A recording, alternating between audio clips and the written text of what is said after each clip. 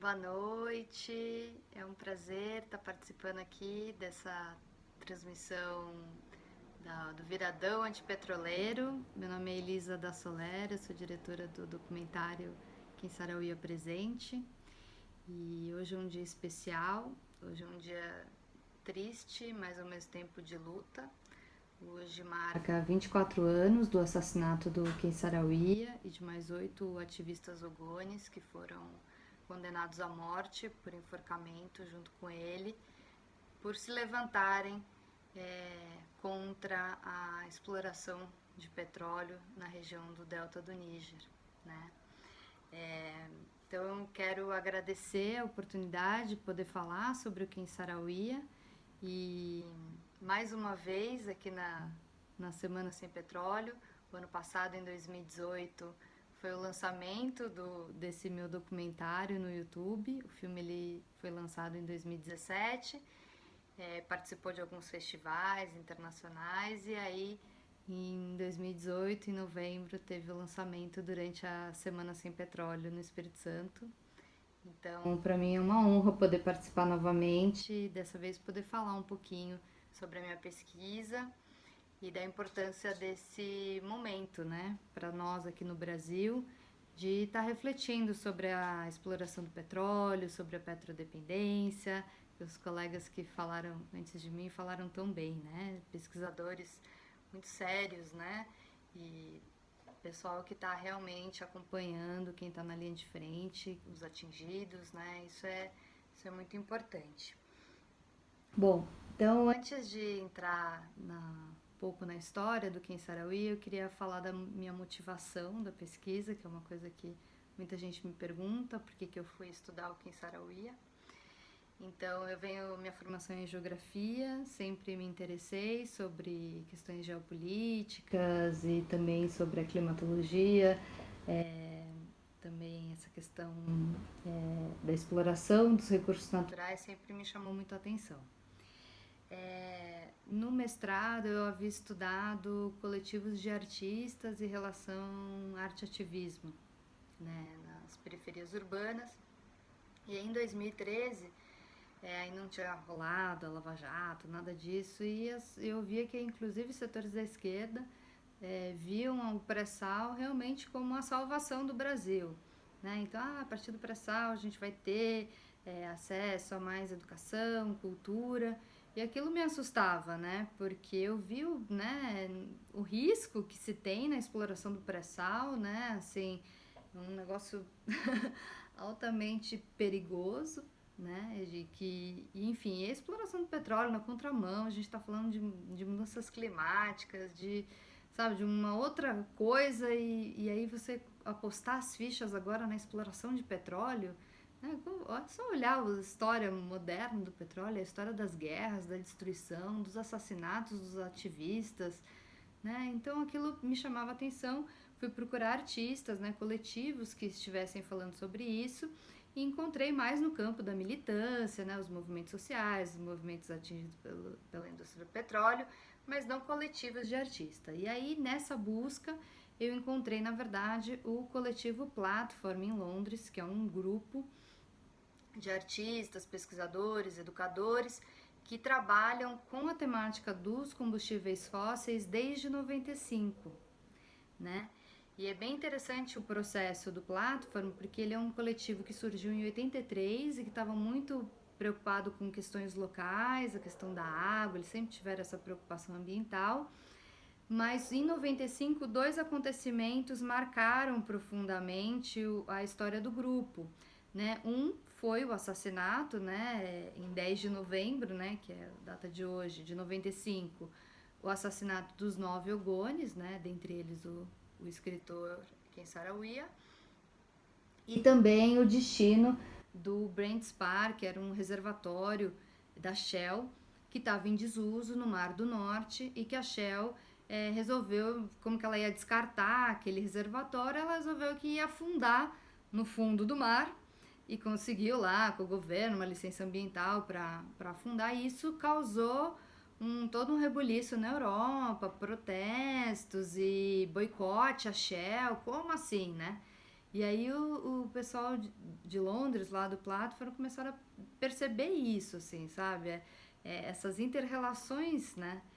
Porque, então, assim, explorar na Nigéria, ter vários vazamentos, a galera tá morrendo de câncer, poluição das águas, de tudo, expropriação, violência, tudo bem, né?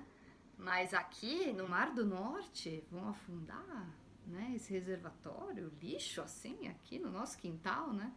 E aí então isso mostrou bem assim, né? Como que se dá essa geopolítica do petróleo, né? Onde os povos do sul é que realmente estão sendo impactados, negligenciados, né?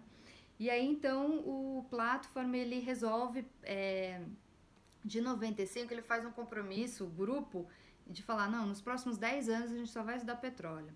E eles fizeram um projeto muito interessante, que é a The Carbon Web, que é tentar entender todas as relações da Shell, essa geopolítica do petróleo. Então, tem uma pesquisa muito séria que mostra, inclusive, né, as relações escravocratas, o comércio de escravos, como que, né, foi, vai mudando o nome das empresas, das companhias, mas é que chega aí a questão da exploração do petróleo. E enfim, e aí em 2004 o Platform fala, poxa, o ano que vem, 2005, vai fazer 10 anos do assassinato do Ken Saro-Wiwa, na época em que ele foi condenado à morte, né? Teve toda uma pressão internacional, porque todo mundo, porque a Nigéria estava passando por um momento de uma ditadura, né, do Sani Abacha. A Nigéria de 60, que é a independência, até os dias atuais teve curtos períodos de democracia, a maior parte do tempo é governada por ditaduras, né? E nessa época do Sani Abacha, o Ken Saro-Wiwa, então, ele mais esses 8 ativistas ugones foram condenados por um crime que eles não cometeram, né? Então era um julgamento fraudulento, com testemunhas que falavam um negócio e depois desmentiam, enfim, tava na cara. E aí, enfim, várias organizações internacionais foram atrás e falaram, não, olha, tem que parar esse julgamento, isso não tá certo. E vários escritores, e, enfim, houve toda uma mobilização internacional, mas nada pôde frear essa decisão do tirano lá, do Sani Abacha, e o Ken Saro-Wiwa e esses mais 8 ativistas ogones foram condenados à morte por enforcamento às 11 horas da manhã, no dia 10 de novembro de 1995. Então, nessa época, lá em Londres, na Europa, todo mundo falava sobre esse acontecimento, porque o Ken Saro-Wiwa era uma figura conhecida internacionalmente dentro do campo da literatura. O Ken Saro-Wiwa foi um grande artista, né? Escreveu mais de 22 livros, escrevia roteiro, criou um programa de televisão, uma sitcom de maior sucesso de público na Nigéria, que era o Base and Company. E, enfim, uma figura assim incrível e, enfim, né, com um fim totalmente trágico, né? E enfim, a gente, né, o que todos querem é que se faça justiça, né? Que a Shell reconheça seu envolvimento, né? Porque foi isso, né? A Shell pressionou o governo para fazer uma intervenção militar, para prender essas pessoas, esses ativistas, para inventar um julgamento, criar um tribunal militar, né? E condenar essas pessoas. E, e então, desculpa, a gente vai fazendo vídeo assim, vai se perdendo um pouco. Mas então, em 95 teve toda, se falava muito sobre isso. E aí ia chegar 2005, 10 anos depois, e o pessoal do Platform falou, olha, a gente precisa trazer de novo essa memória do Ken Saro-Wiwa. Então eles abriram um edital, né, para comissionar um memorial para o Ken Saro-Wiwa.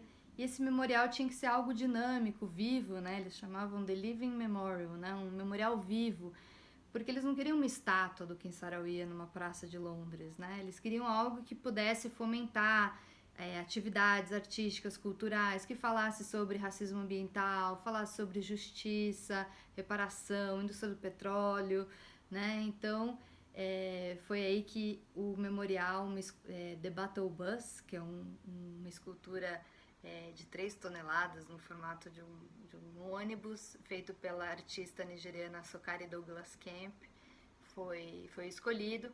E durante 10 anos, então, ocorre várias atividades em vários lugares, né? Então era uma obra de arte pública que se relacionava com o lugar onde ela estava inserida. Então, se ela ia visitar um museu, se o público era infantil, se era um público mais velho, do bairro que ela estava, então criava atividades para aquele lugar. E então esse memorial percorreu 10 anos, por 10 anos, várias localidades em Londres. E aí quando ia em 2015, seu 20º aniversário, né, o 20º ano da morte do Ken Saro-Wiwa, a ideia é que esse memorial então fizesse um tour pela Nigéria e terminasse em Ogoni, né, na terra natal de Ken Saro-Wiwa, e ali pudesse ficar e, enfim, fomentar também atividades por lá. E aí foi bizarro, porque o Platform organizou toda uma campanha para isso, e aí eu vou dar o spoiler do filme, mas o memorial, então, ele foi apreendido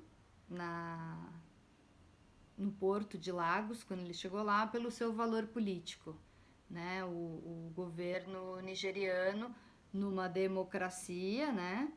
Porque eles estão agora num governo dito democrático, disse que o memorial seja um objeto de arte, um trabalho, né, enfim, artístico, né, não poderia entrar na Nigéria pelo seu valor político. Né? Então você vê um ato claro de censura, de silenciamento.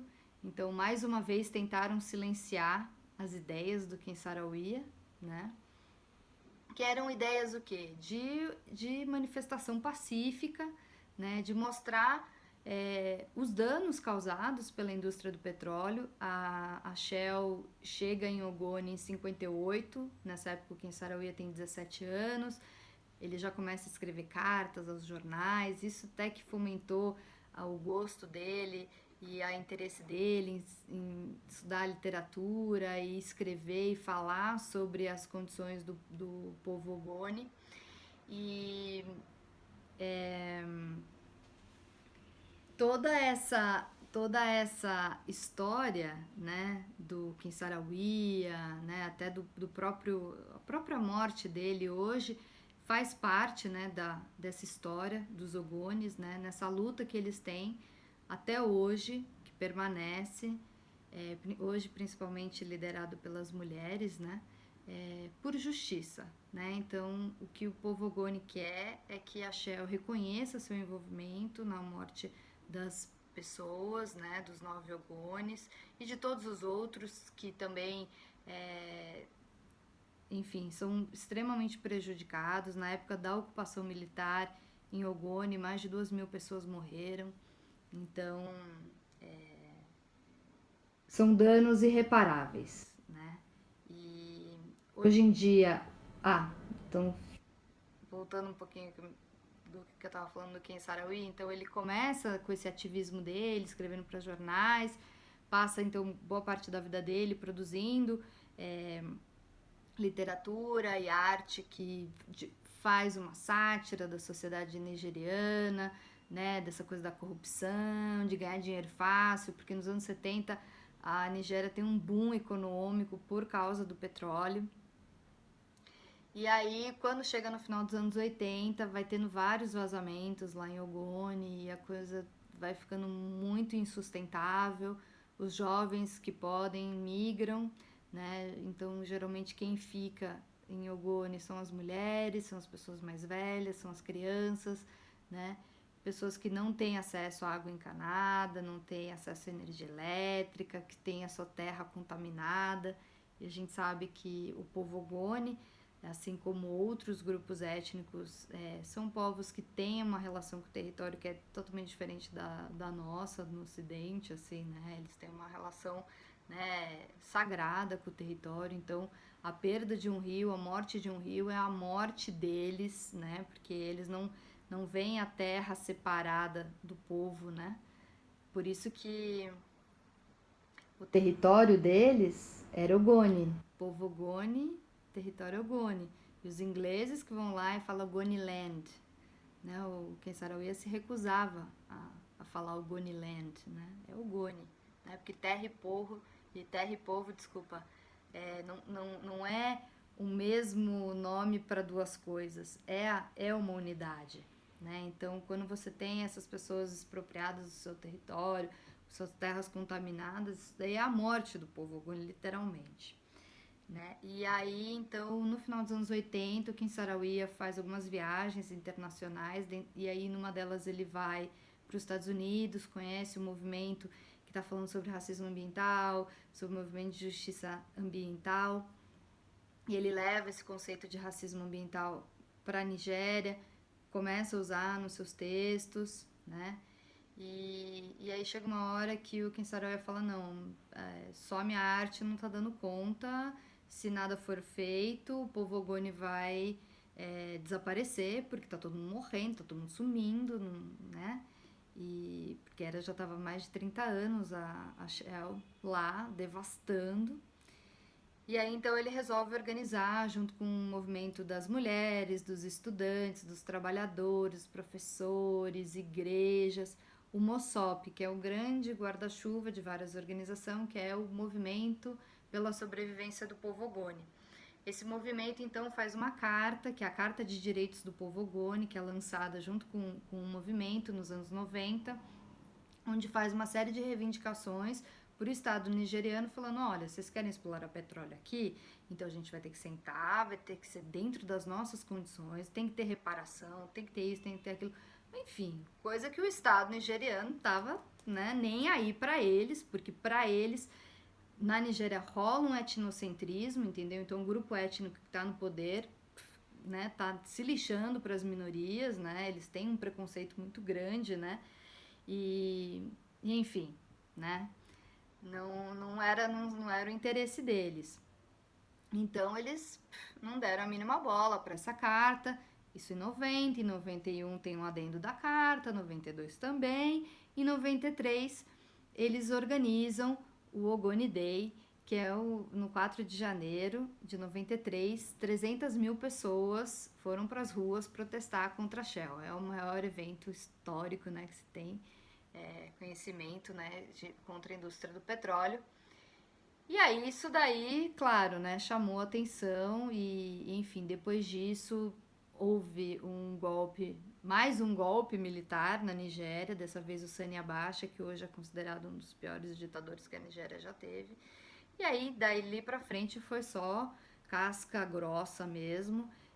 O Goni foi colocada sob intervenção militar, mais de 1.000 pessoas, mais de 2.000 pessoas foram mortas, as plantações foram destruídas, queimadas, relatos de muitas mulheres sendo estupradas, crianças, enfim, uma devastação total, muita gente presa, quase 1.000 pessoas presas, umas 800 e poucas, dentre elas o Ken Saro-Wiwa. O Ken Saro-Wiwa foi preso algumas vezes, né? Até tenho aqui um dos livros do Ken Saro-Wiwa, que é Um Mês e um Dia, é um dos livros que ele escreve em situação de encarceramento, né? E quando ele já estava nessa luta do MOSOP, né? E aí, então, qual foi a estratégia, né? Estratégia velha de guerra, né? Do governo de dividir o povo para governar. Então, começaram a criar intrigas, queriam dividir o MOSOP, começaram a criar situações como se tivessem outros grupos étnicos tretando com os Ogones, enfim, né? E um belo dia, 4 chefes Ogones apareceram mortos, ninguém sabe como. E aí acusaram o Ken Saro-Wiwa e outros ativistas do MOSOP pela morte dessas lideranças, coisa que é absolutamente incorreto, isso não aconteceu. E aí então, Ken Saro-Wiwa é preso, ele passa 18 meses, sendo que sem acesso aos advogados, sendo torturado. E aí é inaugurado é organizado um tribunal militar. E aí então condenam o Ken Saro-Wiwa e os 8 ativistas por pena de morte por enforcamento. Essa é a história dos 9 Ogones. E aí é muito louco você pensar esse memorial, né, do Platform, feito pela artista nigeriana Sokari Douglas Camp, The Battle Bus, porque quando ele é censurado, quando ele é apreendido na alfândega nigeriana em 2015, coincidência ou não, uns dias antes do memorial chegar no Porto de Lagos, o presidente nomeia como secretário, como chefe da alfândega, assim, um dos militares que julgou o caso do Ken Saro-Wiwa, né? Então, assim, mesmo 20 anos depois da sua morte, sabe, a história quer ser silenciada, eles querem, né, e é isso que a gente não quer, né? Então, acho que essa foi a intenção do filme, essa foi a intenção da minha pesquisa, essa é a minha intenção aqui, compartilhando um pouco com vocês da história do Ken Saro-Wiwa e do povo Ogoni, que é uma luta pacífica e que busca a justiça, né? Nada mais do que isso, né? E que nos alerta, né, sobre a questão da justiça climática, né? Nos alerta sobre a questão do acesso, né? Então, assim, da questão da importância não só de se ter uma legislação ambiental, mas que se cumpra, né? Então, por exemplo, na legislação nigeriana, tá lá já há mais de 30 anos que é proibido a queima de gás excedente da exploração de petróleo.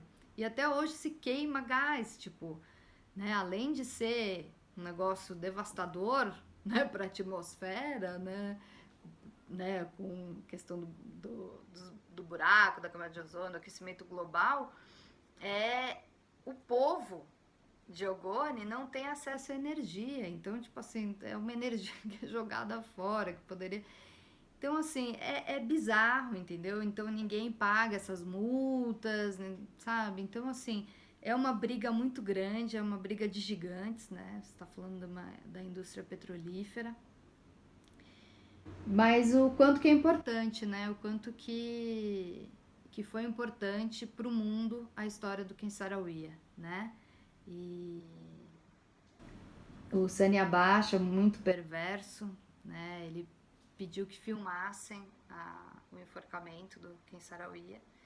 E uma das frases que o Ken Saro-Wiwa, uma das coisas que ele diz antes de morrer, ele fala: Deus, leve minha alma, mas permita que a luta continue, né?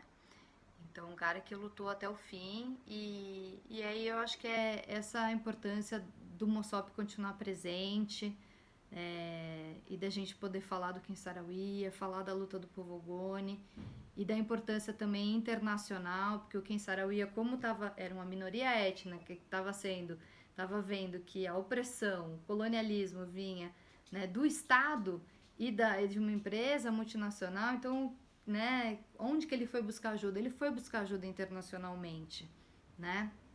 E é muito bacana você ver, por exemplo, os artistas do coletivo Platform que conseguem perceber o papel neocolonial, né, que Londres ocupa na geopolítica do petróleo, né? Eles conseguem ver isso e eles vão lá e estão lá hoje fazendo uma vigília na frente da Shell, né? Eles foram agora, né, iam fazer a vigília, depois ia ter uma caminhada até o Teatro Nacional, que agora suspendeu o patrocínio pela indústria do petróleo, né? Porque é importante isso, né? A gente não, a indústria do petróleo, ela faz muito que eles chamam do greenwashing, né? Que é essa lavagem verde, né? Então eles vão lá, patrocinam as exposições, as artes, a cultura, né? Dão dinheiro para academia. Agora mesmo, não lembro se foi a Cambridge ou Oxford, recebeu não sei quantos milhões de dólares da Shell para pesquisa. É importante a gente questionar, né, essas coisas, sabe? Esses interesses, né? Então, queria dizer que é um prazer ter falado aqui com vocês um pouco sobre o Ken Saro-Wiwa. Fica o convite para vocês assistirem o documentário, que é muito melhor do que eu falei aqui, é o filme, né, que realmente mostra esse projeto do Platform muito bonito, do memorial do Ken Saro-Wiwa, mostra que a arte sim pode exercer pressão, né, política, né? Se não fosse, o memorial não teria sido censurado, não teria sido apreendido. Então, e o quanto é importante a gente falar sobre as lutas dessas minorias étnicas, dessas minorias sociais que estão na linha de frente, que estão sofrendo os impactos da indústria do petróleo. E né, os povos da cidade também têm que parar para ver, pensar essa nossa petrodependência, né, pensar que tipo de sociedade a gente está construindo, né? E fico à disposição de vocês aí para a gente construir coisas juntos. Queria super agradecer novamente a campanha Nenhum Poço a Mais Vida Menos Petróleo, né? Importantíssima essa luta, muito bacana esse viradão antipetroleiro aqui na internet, que as pessoas, né, falem sobre não só sobre os impactos, né, da indústria do petróleo, os danos à saúde, mas mostrem as experiências de resistência, né, que são tão importantes, mostrem esse trabalho maravilhoso que os pesquisadores estão fazendo de monitoramento, né, desse desastre. Dizer que é muito triste, eu tô assim lamentando profundamente. Quando foi o 2015 lá em Londres, que eu fui acompanhar esses 20 anos da morte do Ken Saro-Wiwa, em 5 de novembro tinha acontecido o desastre de Mariana, né? E então é isso, fazem 4 anos Mariana, a gente teve Brumadinho, agora esse desastre, a gente tem que articular políticas e movimentos, né, civis que pressionem o governo, porque desse jeito não tá dando não, viu? Mas é isso aí, pessoal. Agradeço. Deixa eu ver se eu tinha que falar mais alguma coisa. Acho que era isso. Tem o meu site que é elisadasoler.com. Ali tem artigos meus e tem também o filme, né, do Ken Saro-Wiwa, mas se vocês quiserem procurar pelo YouTube é Ken Saro-Wiwa Presente. E se tudo der certo ano que vem eu vou fazer um livro digital sobre o Ken Saro-Wiwa, mas quem quiser, no meu site tem a minha tese de doutorado em PDF, uma tese no campo das artes visuais, mas que traz muito a história de luta do povo Ogoni, né, com mais detalhe. Tá bom, pessoal? Um beijo muito grande e agradeço. É isso aí. Mais vida, menos petróleo.